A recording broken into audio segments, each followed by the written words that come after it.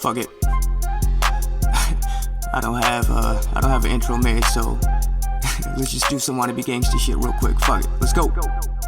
Welcome to Nahh B, covering sports of all sorts. If there's any breaking news, you know we got the report. Our one and only goal is to make this your podcast resort. Get you your favorite team updates, both on and off of the court. Breaking down everything, NFL, NBA, MMA. Not much a soccer fan, but might even cover Team USA. Is KD leaving Golden State? Is Jordan really the GOAT? Is LeBron comfortable in LA? We'll keep the team afloat. If GSP fights Khabib, will he fight him toe to toe? In a Wilder Fury rematch, who's always gonna go? We'll cover everything and anything you wanna know. Whatever it may be, we'll break it all down on the show.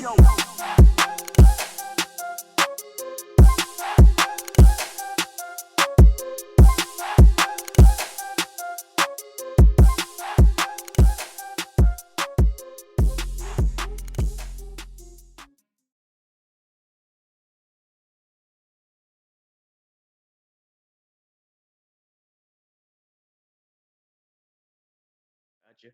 Hey, what's up, everybody? Welcome back to Nahh B podcast. I'm your host, Nahh B. Today, got a very special guest once again joining me a little over a week after his big win last weekend against Artem Lobov. My boy Jason Knight, my dog. How you doing? Doing good, man. Just hanging out at the house. Got my kids over here. They're all running around acting crazy, so you might see one of them in a minute. That's all good. That's all good. So first question, man. A little over a week now since the fight. How you feeling health wise? I feel good, man. Other than this hand, my right hand's a little jacked up. Other than that, I can fight tomorrow. I'm not going to do that, of course. I'm going to take a little bit of time off and to try to improve on my skills even more. But I feel great. Gotcha. So when we met up for dinner, I realized, with that being my first time actually meeting you in person, your demeanor was a lot more calmer than I would have ever expected. Was that something that you worked on for the preparation for this last fight, other than every other fight that everyone's really known you for as being that crazy dude, or is this just? I'm usually pretty calm before fights, anyways. Especially all the way up until like the day of the fight. Mm-hmm. Day of the fight, that calm goes away.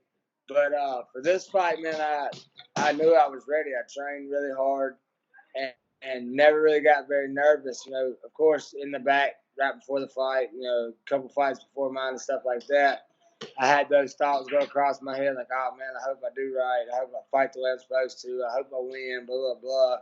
And every time I get one of those, I just say a quick little prayer and ask God to take it away. And, it seemed like it got better every time. I got you. While I was watching your fight with Artem, it was obvious and clear as day that you was a completely different animal in there, compared to the first fight. It was a perfect game plan. Who was the one or multiple people that really played a big part and impacted you in your preparations for this fight like that? That got you ready, pretty much. Blake Singley, Brandon Davis, Brock Weaver, and Travis Thompson, man, those four guys alone, they brought me to a new level. I had a lot of other training partners, like sparring partners and stuff like that. But those four right there, they are the ones that put in the most work and really, really helped me improve and get on up to that next level. And I couldn't thank them enough. They had me mentally, physically, and strategically 100% prepared for that fight, and it shows. Definitely. When you was preparing for this, were they the ones who like pretty much stopped you and was like, listen, we got to come into this fight with this completely new game plan, or did it just kind of fluctuate as how it happened? No, man, it was pretty much the same game plan as the last fight. The last fight, the only thing different is I threw the game plan out the window. And I went back to high school. I went back. I got you. I went back to fighting in the backyard and stuff. And we had the plan to throw straight punches, hit our angles, a couple good punches, half step back, make him miss, angle off, stuff like that. And I just didn't do it the first time, man. I stayed right there in his range, and I was trying to show him how tough I was. And I got you. I was thinking that I could knock him out before he knocked me out. And that was my own mistake. You know, I can't give that to nobody else. I got you. I got you. So it was a complete, pretty much same game plan. It just fucking disappeared real quick. Yeah, man. It's pretty much the same thing. You know, of course, this time I worked a lot harder than I did last time. I was a lot more prepared. You know, my cardio was a lot better. I don't know if you've seen any of the, you know, the rounds, in between rounds last time. But in between rounds last time, every round I was sucking for air. You know, taking big, huge, deep breaths, and you know, barely getting my wind back before the round started. This time, every time I went to the corner, You couldn't wait for the next round. yeah, man, I still felt fresh. You know, never had to breathe hard at all. And you know, I walked over there just normal breathing over there, talking to my corner, and you know, enjoying the whole fight. And you know, I remember a couple times in my corner they're like, big deep breaths, get your breathing right. And I remember thinking in my head, I was like, my breathing's good, baby. You know, I'm straight. And, yeah, man, it was a completely different fight this time, all the way around. Yeah, all the way fucking around, man. So when I met up with you at the hotel, you know, way later in the fucking night, way after I lost Vince and we found Vince and all that, you mentioned that you had you good? Yeah, man, one of my kids sitting here. Yeah, she wants to be in the interview. But you know, so when I met up with you at the hotel, you know, hours after the weigh-ins, after I lost Vince and we found Vince and all that bullshit happened, you mentioned that you had a little issue with your back that night. Did that affect you whatsoever during the fight, or did that? No, man, it was just muscles being sore. You know, that's something we deal with on a day-to-day basis. Yeah, it wasn't nothing to it at all, really.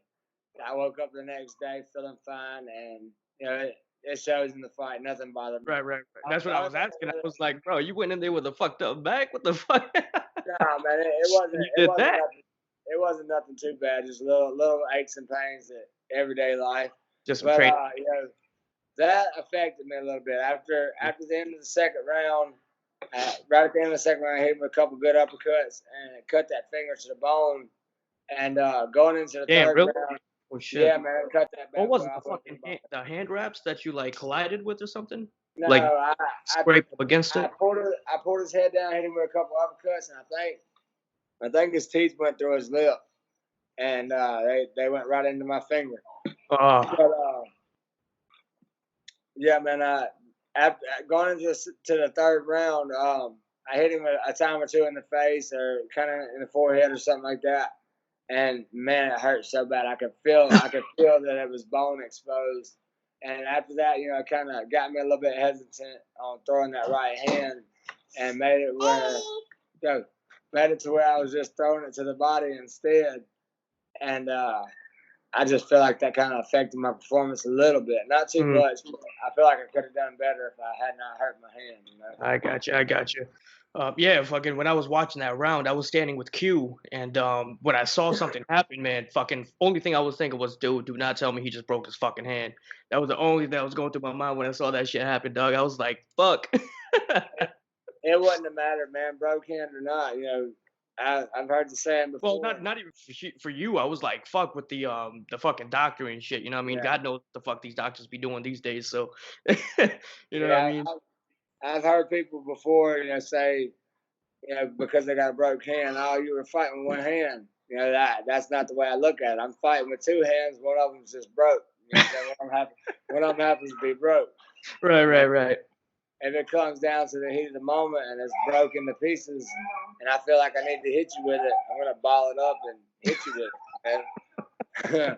And if it hurts me, I'll suffer those consequences later when the adrenaline goes away. Right, definitely. Yeah, dude, when you was walking past me after the fight, bro, all I saw was your like hand being held up, and I was like, yo, that shit's fucked up. Yeah, man. How many stitches did you get for that?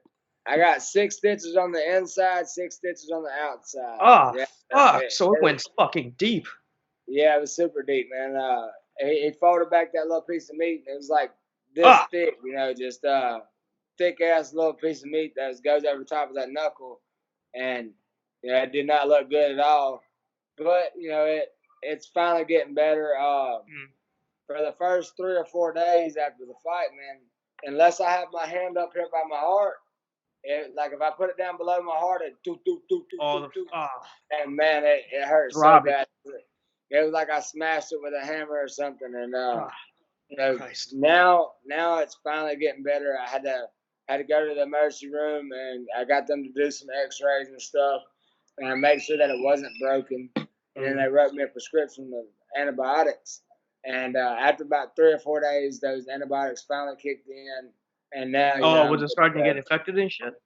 I believe it must have been, because it was swollen real bad. My wrist was kind of swollen, and that heartbeat it didn't go away for like 3 or 4 days. It Just was that real pulse and shit. bad. And I mean, up until like 2 days ago, it was still real sore. It just wasn't pulsating.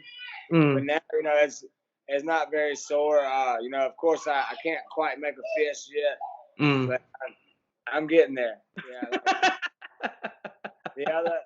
The other day, I would try to make a fist, and this middle finger would stay up there, and these wouldn't even hardly close. But now, All you could just hold your vape, plug it. yeah, now I'm getting Your there. vape hand from now on. That's it. Shit. So during the fight, oh no, we just talked about the fucking hand. I didn't even have to ask about it. So leading up to the fight, it seemed like you and Artem had a little, leading up to the first fight, actually, it seemed like you and Artem had a little animosity towards each other. And this fight, it just seemed like it was 100% respect from beginning to end. What really did that, and what made that whole relationship change between you two leading up to this fight? Honestly, for me, is whenever we started cutting weight. I went in there to cut weight on the first fight, and Artem was already there at the sauna, and we cut weight. About 90% of our weight, we cut it together right there in the same sauna. And he talked like a normal human being. He talked like he's a pretty cool guy, man.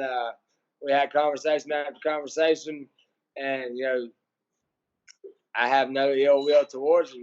He was a douchebag over the internet, but a lot of people that's kind of how they are. They're trying to sell the fight, Of course. make it cooler and all that stuff. Me, if we have bad words between each other, it's not gonna be because I'm doing it for publicity. It's because Yeah. If you're you talking said shit, you something. better mean it. Yeah, you said something that made me mad, and now I want to kill you. And you know what I'm saying? And that's kind of how it is. But once I got there and I met him face to face, he was a real cool guy, and I was like, oh man, I kind of actually like this guy. Stokes, we got to fight tomorrow. It's like fuck. Yeah, well then we went out there, man. We put on a war, and he held up to everything. And then that just made you guys respect each other even more. Respected him even more, and then afterwards, he was a class act. 100%, no disrespect, no crap talking or anything like that. So I can't help but respect the guy. And then from now on, I'm gonna support him anytime we're not fighting. If we go to do a trilogy or whatever, then I'm not gonna be his friend for that 15 or that little 10 minutes. And other than that, we're good. I got you.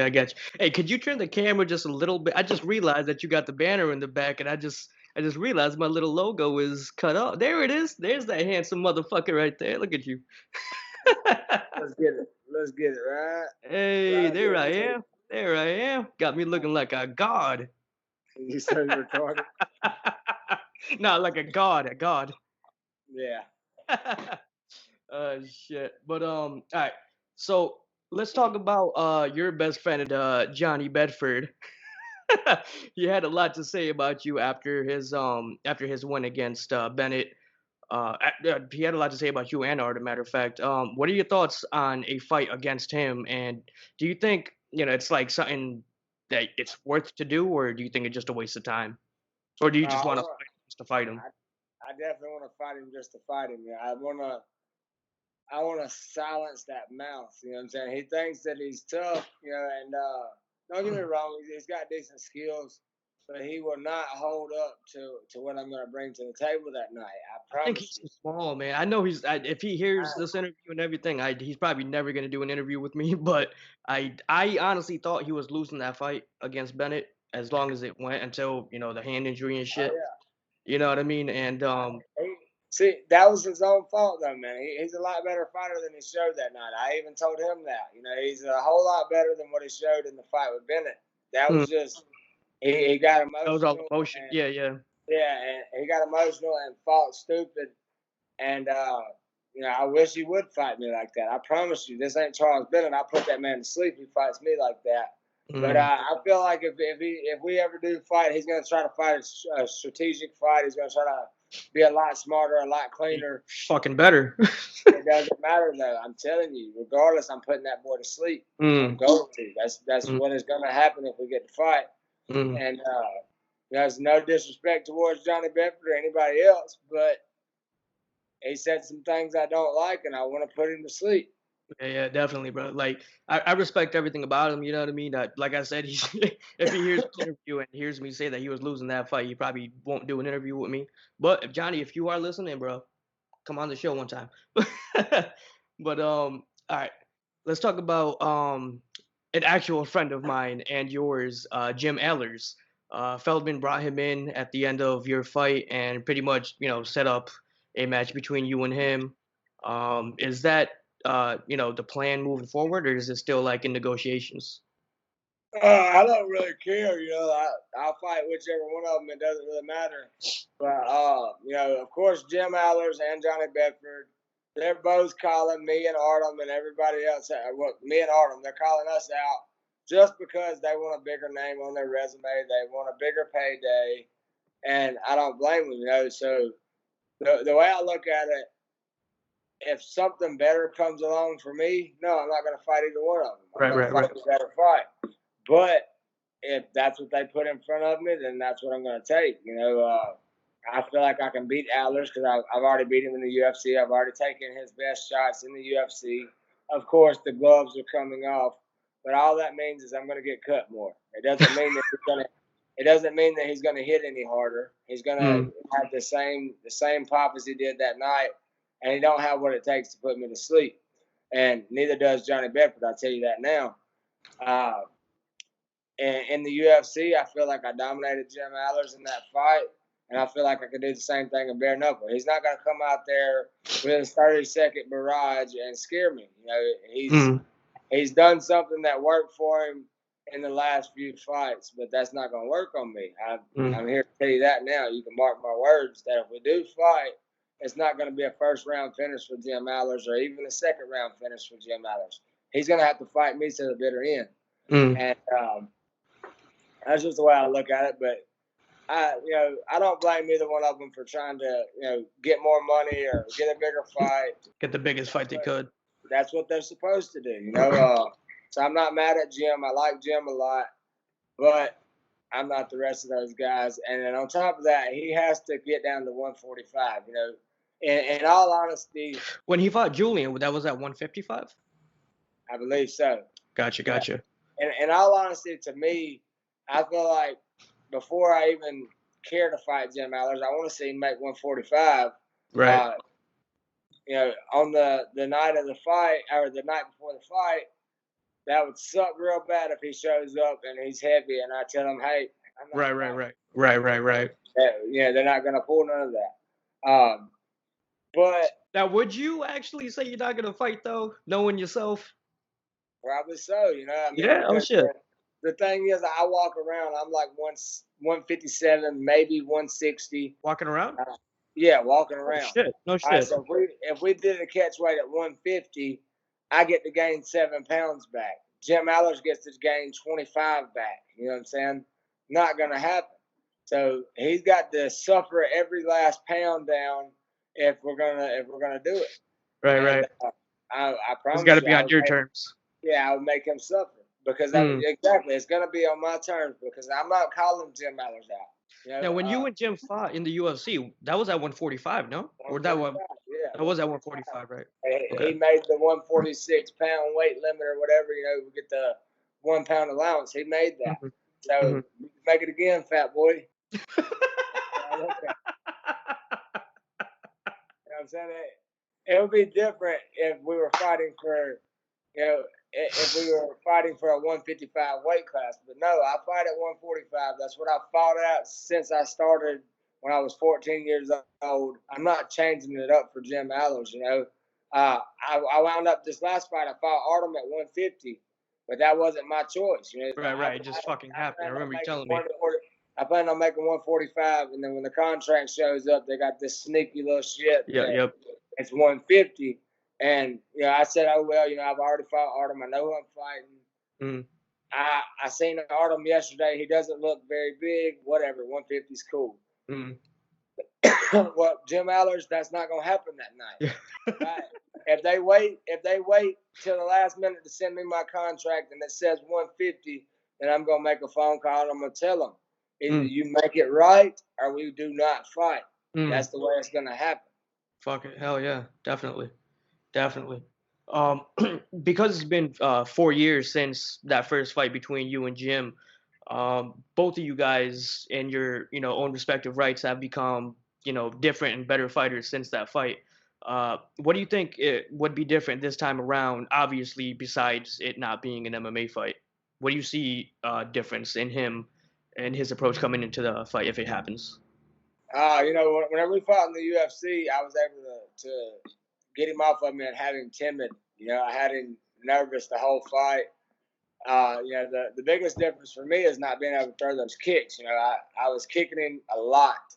I made him. He wound up on crutches at the end of the fight because I kicked that leg so much, and I can't do that, of course. So you know, I feel like he's going to be less timid. He's going to try. You know, he's got these 3 knockouts behind him. He's going to come out and he's going to try to overwhelm me the same way he did them.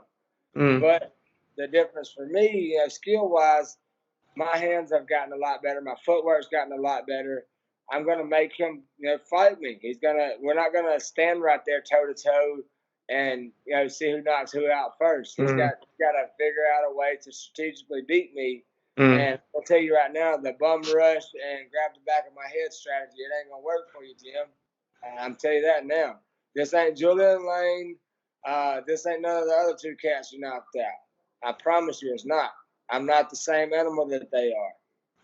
I got you. When I interviewed Jim a couple weeks ago, he actually mentioned that you were the one who got him to fight against fucking Garcia, Leonard Garcia, right? Yeah, man. Whenever I called with the rib injury, I told David Feldman, like, man, I really think you should put Jim Allers in that fight. He's an ex-UFC fighter, and I think he'll put on a great show. And you know, now how did that happen? Was that like the first dude that came off the top of your head, or like did you guys talk beforehand? Or did he say something to you like, yo, if you have a chance, put me in there, or how'd that happen? We didn't talk about it or anything. It's just, you know, whenever I knew that I was going to have to back out the fight, I figured, you know, they're going to be scrambling to try to find somebody. And Jim you were just like, fuck it, let me save you the work. Yeah, Jim Allers, man. Since we fought, we've been real cool. He's a great guy. You know, he's also a believer in God, like I am. You know, business is business. Yeah, I don't have any kind of bad ill will towards the guy, but since we fought, he was cool, and I seen that, you know, he was getting in the bare knuckle. He was trying to make a wave and, you know, make things happen for himself. And I was thinking, you know, what better way to do that than to beat Leonard Garcia? And you know, I was like, shit, here's the man you need to put in automatically. And just really, it was more or less me trying to help out bare knuckle and help out Jim. So, I'm waving to your daughter back there. the thing was able to make it happen. Go on, girl. Go. I got you. All right. So, just a couple last questions. With BKFC 10 plan to be in Florida, you know, as far as I know now, I plan to come down, cover the event like I did this one. This time, I'm definitely gonna plan to stay down for more than 2 fucking days. So this time, when I come down there, we gotta plan something out where, you know, we gotta go on an adventure or some shit. It's Florida, so you know, let's go hunt a shark or some shit. But we gotta do something. And I will not be fighting in February, so you can count on that. Yeah, definitely not. Oh, okay. I thought that was the plan. They haven't talked to me. I'm sure that's probably what they want me to do because I'm down to fight down regardless. But I mean, if you was fighting, that would have been the main, you know, that would have been the main point of me going. But yeah, fuck it. If you ain't fighting at all, then fuck it, dog. We hunting 2 sharks. Yeah, man. No, I'm definitely not gonna fight February. I'm gonna take me at least 4, 5, 6 months off. Work on my skills. Let my hand heal up the way it's supposed to. I've got a couple teeth that I want to get fixed, so I'm gonna go get them fixed and take time to let that heal. You want to get that fixed before you fight again, though? Yeah, man. I got to. I can't smile right now and be pretty. You know, I gotta get that pretty little smile fixed. But yeah, man, I ain't that much worried about it. You know, I feel like, you know, when I was in the UFC, I rushed to fight as quick as possible, and you know, it wasn't on my terms. Now it's on my terms. Right. I'm gonna do, you know, really what I want to do, and if You're the guy now too, and you're the guy. And if bare knuckle don't like, you know, me taking some time off, and I don't know what to tell them, you know, that's what I feel like I need to do. If you don't want me back on the next card, then I will. That's real as fuck. That's real as fuck. And you know, damn right they want you on that next card. Damn. Holy shit, that throws. Wrong, you know, like I love bare knuckle, but I was looking for a job when I found this one. You know what I'm saying? I got you. Damn, that throws a fucking wrench in this whole thing. Then shit. So if you're not fighting in February, what do you think they're gonna do then? You think they're gonna do Bedford versus Artem or something? Yeah. Hold on. Okay, go use it. Go use the bathroom. I'll be there in a second. But yeah, I honestly don't know, man. You know, they haven't discussed a date or anything like that with me, so it's not my fault if they make plans around me. You know that I'm not planning on myself. But yeah, I believe that the Artem Bedford, that would be a good fight, and I hope that Artem puts him to sleep. Yeah, but you know, he's gonna have to fight smart. Artem's gonna have to fight smart because Bedford's a tough opponent. Mm-hmm.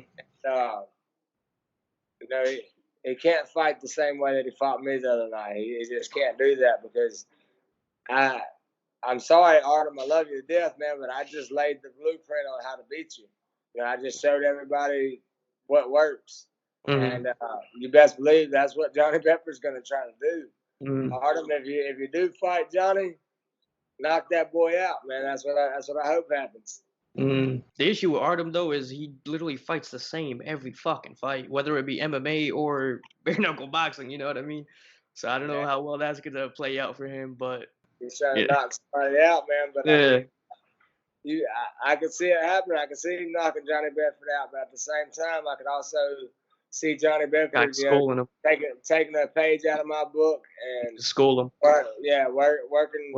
Working his movements and angles in and out, and making it a hard fight. I got you. All right, bro. So, to end the show, is there anything or anybody that you'd like to give a quick shout out to, or you know, whether it be combat sports related or not? Yeah, you know, first off, thank you so much to my sponsors that made this happen. The 4 biggest sponsors was Kratom and Company, Veteran Farms, the Nahh Fit Kickboxing, Nahh B podcast, and Nelson Outdoors. Big thanks to Nahh B podcast too. You helped me out a little bit, but yeah, I was just mainly trying to thank the ones who man, these guys, they made it where I had nothing to worry about this whole thing. I didn't have to pay for jack. I just trained. That's it. They lightened the load. They made it where it was easy for me to go in there and focus on just my fight. Thank y'all so much. My family, my friends, and my fans, thank y'all. I love y'all. Without people screaming my name, there wouldn't really be no reason to do this. And, last but definitely not least, dear Lord, thank you so much for everything you do for me, man. I'm telling you, God put me on this pedestal, and I promise you I'm going to use it for the right reasons. Yeah, bro, it definitely showed that, the whole religious thing definitely played a part in how, you're approaching everything now, and definitely keep doing it, brother. Thank you again for doing the interview again, second time doing it.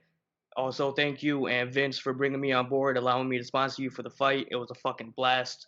And congrats on the amazing performance. And even though you're not fighting in February, you better be down there, bro, because I'm going to be down there, so we got to do something. Man. As long as everything plays out the way it's supposed to, I don't have something big going on, I'll be there. Cool. Hey, my brother. Thank you, Doug. And Right. I'll talk to you soon, dude. Appreciate it, man. You have a good day. I'll be glad to get back on the show anytime. Cool, brother. See you.